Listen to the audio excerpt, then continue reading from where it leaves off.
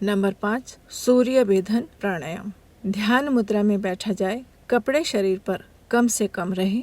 मुख पूर्व की ओर हो। समय अरुणोदय का। ध्यान किया जाए कि आत्मसत्ता शरीर में से निकलकर सीधे सूर्य लोक तक पहुंच रही है। जिस प्रकार सुई में पिरोया हुआ धागा कपड़े से होकर जाता है, जलती अग्नि में से छड़ आर पार जा सकती है। सूर्य ऊर्जा से अपनी चेतना भर रही है। दाई नासिका से खींचा श्वास अंदर तक जाकर सूर्य चक्र को आंदोलित, उत्तेजित कर रहा है। ओजस, तेजस, वर्चस की बड़ी मात्रा अपने में धारण करके वापस बाई नासिका से सारे कल्मश निकल रहे हैं। पहले की अपेक्षा अब अपने में प्राण ऊर्जा की मात्रा भी अधिक बढ़ गई है, जो प्रतिभा संवर्धन के रूप में अनुभव में आती है। क्रिया को गौण व भावना को प्रधान मानते हुए यह अभ्यास नियमित रूप से किया जाए तो निश्चित ही फलदायी होता है। नंबर 6, चुंबक स्पर्श। चुंबक का चिकित्सा में बड़ा योगदान माना गया है। एक्यूपंक्चर, एक्यूप्रेशर शरीर के सूक्ष्म संस्थानों को मुद्रा एवं बंध द्वारा प्रभावित करना एवं चुंबक चिकित्सा में अद्भुत साम्य है। हमारी धरती एक विराट चुंबक है। वह निश्चित मात्रा में प्राण उत्तरी ध्रुव से फेंक देती है। चुंबक स्पर्श में भी यही सिद्धांत प्रयुक्त होता है। लोह चुंबक का सहज क्षमता वाला पिंड लेकर धीरे धीरे मस्तिष्क, रीढ़ और हृदय पर बाएं से दाईं ओर गोलाई में घुमाया जाता है। गति धीमी रहे। कंठ से लेकर नाभि छिद्रों के ऊपर होते हुए जननेंद्रियों तक उस चुंबक को पहुंचाया जाए। स्पर्श कराने, घुमाने के उपरांत उसे धो दिया जाए ताकि उसके साथ कोई प्रभाव न जुड़ा रह जाए। चुंबक से प्रभावित जल तथा विद्युत चुंबक का प्रयोग भी इसी क्रम में किया जा सकता है। किसी कमी के लिए किस रूप में किस प्रकार प्रयोग किया जाता है, उसका निर्धारण विशेषज्ञ द्वारा किया जाता है। नंबर 7, प्राणवानों का सानिध्य। शक्तिपात की तांत्रिक क्रिया करने कराने में कठिन है, वह जोखिम भरी होती है, किंतु यह सरल है कि किन्हीं वरिष्ठों प्राण चेतना संपन्न व्यक्तियों के यथासंभव निकट पहुंचने का प्रयत्न किया जाए। चरण स्पर्श जैसे समीपता वाले उपक्रमों से लाभ उठाया जाए।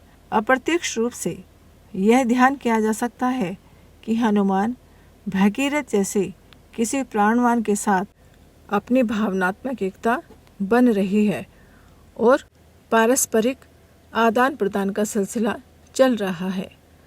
साबुन जिस प्रकार अपनी सफ़ेदी प्रदान करता है और कपड़े से मैल हटा देता है, उसी प्रकार की भावना इस सघन संपर्क की ध्यान धारणा में की जा सकती है। दृश्य चित्र व उन महामानवों के कर्तव्य के गुणों का चिंतन भी उसमें सहायक होता है। इस आधार पर भी प्राण चेतना बढ़ती है। उसी प्रकार जिस प्रकार माँ के स्तनपान से बालक एवं गुरु की शक्ति से शिष्य लाभान्वित होता है। नंबर 8, नादयोग। वाद्य यंत्रों और उनकी ध्वनि लहरियों के अपने अपने प्रभाव हैं। उन्हें कोलाहल रहित स्थान में सुनने का अभ्यास भी प्रतिभा संवर्धन में सहायक होता है। यह कार्य शब्द शक्ति, जो चेतना का ईंधन है, के श्रवण से अंतः के ऊर्जा केंद्रों को उत्तेजित व जगाकर संभव है।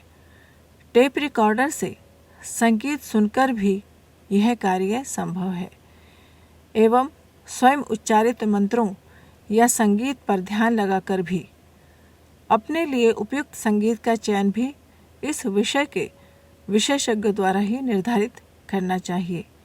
एक ही वाद्य व समयानुकूल राग का चयन किया जाना चाहिए। यह श्रवण आरंभ में 5 से 10 मिनट तक ही किया जाए, क्रमशः अभ्यास के साथ बढ़ाया जा सकता है। युग निर्माण योजना मथुरा द्वारा नाद योग की कैसेट तैयार कराई गई हैं। ये कैसेट मंगाकर साधनात्मक मनोभूमि बनाकर कैसेट सुनना चाहिए। नंबर 9, प्रायश्चित। व्यभिचार, छल, धन अपहरण जैसे दुष्कर्मों से भी प्राण शक्ति क्षीण होती है और प्रतिभा का अनुपात घट जाता है। इसके लिए दुष्कर्मों के अनुरूप प्रायश्चित किया जाना चाहिए। क्रिश्चियन धर्म में कन्फेशन की बड़ी महत्ता बताई गई है। दुष्कर्मों की भरपाई कर सकने जैसे कोई सत्कर्म किए जाएं। चांद्रायण साधना एवं हेमाद्रि संकल्प जैसे विधान भी इस भार को उतारने में सहायक होते हैं। इन विधानों की विस्तृत जानकारी गायत्री महाविज्ञान एवं कर्मकांड भास्कर पुस्तकों से अथवा पत्र व्यवहार अथवा व्यक्तिगत परामर्श से प्राप्त की जा सकती है। कौन किन दोषों के बदले क्या प्रायश्चित करे, इसके लिए गुरु सत्ता जैसे विशेषज्ञों से अपनी पूरी बात कहकर काफी हल्कापन आ जाता है। वे आगे कुछ नया करने की दिशा मिलती है। प्रायश्चित धुलाई के मनोवैज्ञानिक आवश्यकता पूरी करता है। प्रतिभा संवर्धन हेतु अंतरंग की धुलाई जरूरी भी है। नंबर 10, अंकुरों का कल्क एवं वनौषधि सेवन। अन्न धान्यों एवं जड़ी बूटी वनस्पतियों के अपने अपने प्रभाव होते हैं। वे जब अंकुरित स्थिति में फूटते हैं तब उनमें अभिनव एवं अतिरिक्त गुण होता है जो अपनी आवश्यकता के अनुकूल निर्धारित हो। उसके 7 गमले एक दिन के अंतर से उगाए जाएं। 7वें दिन अंकुरों को पीसकर उसका कल्क 3 ग्राम व पानी 10 ग्राम लेकर छान लें। इसे प्रातःकाल खाली पेट मधु या उचित अनुपात के साथ लें। ये टॉनिक तेजस की अभिवृद्धि, मेधा वृद्धि, जीवनी शक्ति के संवर्धन में सहायक होते हैं। इसी प्रकार हरी जड़ी बूटियों या उन औषधियों के सूखे चूर्णों का भी कल्क बनाकर ग्रहण किया जा सकता है। निर्धारण विशेषज्ञ करते हैं। किन्हीं स्थितियों में वाष्पीभूत रूप में अग्निहोत्र प्रक्रिया से नासिका मार्ग द्वारा ग्रहण की जाने का भी प्रावधान है। ब्राह्मी, शंखपुष्पी, जटामासी, अश्वगंधा, बच, तुलसी, ज्योतिषमती आदि वनौषधियों का सेवन प्रतिभा संवर्धन में अत्यंत उपयोगी है। स्वसंकेत साधना, रंगीन वातावरण का ध्यान, प्राणाकर्षण प्राणायाम एवं नाद योग के लिए साधनात्मक मनोभूमि बनाना अत्यंत आवश्यक है। साधना के लिए उपयुक्त स्थान का चयन करना चाहिए। हिमालय को देवात्मा हिमालय कहा गया है, जहाँ अनेक ऋषि मुनियों ने कठोर साधनाएं की हैं। वहाँ की भूमि में साधना के संस्कार गहराई के साथ समाहित हैं। वहाँ की गई साधनाएं शीघ्र एवं अधिक फलदायी सिद्ध होती हैं। लेकिन युवकों को अपने अन्य कार्यों को छोड़कर हिमालय पर जाकर साधना करना किसी प्रकार युक्त नहीं है। इस अभाव की पूर्ति के लिए हिमालय के वातावरण में मन एवं अंतःकरण के द्वारा पहुंचा जाए। मनोभूमि और भावभूमि बनाकर वहाँ के वातावरण में साधना की जा सकती है। स्थूल शरीर एकांत शांत कमरे में रहेगा, लेकिन सूक्ष्म एवं कारण शरीर से हिमालय पहुंचा जाए और मन भावन वातावरण की कल्पना की जाए। भावभूमि बनाई जाए कि आप हिमालय की सर्वोच्च चोटी पर आसन बिछाकर सुखासन में बैठे हैं। शरीर स्थिर, शांत चित्त, नेत्र बंद करके भावना करें कि आपके चारों ओर दूर दूर तक, जहाँ तक दृष्टि जाती है, हिमालय की ऊंची ऊंची चोटियाँ सफ़ेद बर्फ से ढकी हुई दिखाई दे रही हैं। हरे हरे बड़े बड़े वृक्ष दिखाई दे रहे हैं। पुष्पों की झाड़ियां हैं जिनसे वातावरण में सुगंध आ रही है।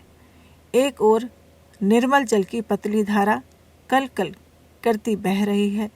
खरगोश, हिरण जैसे अहिंसक सुंदर जंतु एवं श्वेत हंस, बगुला, बत्तख जैसे पक्षी दिखाई दे रहे हैं।